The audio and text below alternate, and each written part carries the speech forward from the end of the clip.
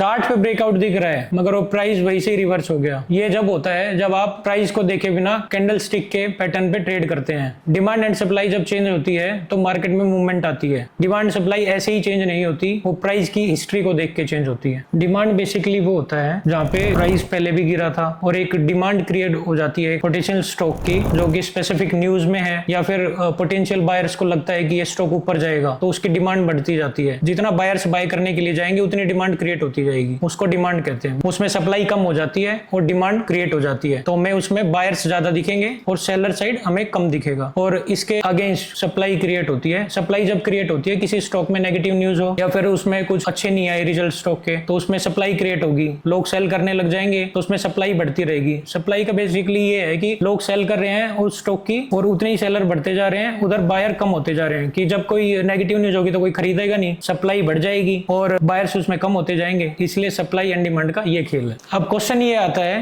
कि हम कैसे आइडेंटिफाई करें कि डिमांड एंड सप्लाई है या नहीं। इसके लिए इंडिकेटर्स हैं। सबसे पहला इंडिकेटर है एमएसीडी, सेकंड है आपका आरएसआई, थर्ड है आपका स्टोकेसी एंड फोर्थ है आपका मूविंग एवरेज। ये इंडिकेटर से आप पता कर सकते हैं कि डिमांड एंड सप्लाई मार्केट में कितनी है। अब प्रॉब्लम यह है कि लोग ब्रेकआउट को देख के एक्साइटेड हो जाते हैं, मगर स्मार्ट ट्रेडर वो है कि जो देखता है कि प्राइस जोन में एंटर कर रहा है या उसको ब्रेक भी कर रहा है। अब ये सब डिसाइड करता है कि मार्केट आज चलेगी या नहीं चलेगी। ऐसे ही लेवल आपको चाहिए तो जुड़िए हमारे टेलीग्राम चैनल से, जिसपे हम डेली ऐसे लेवल लाइव देते हैं।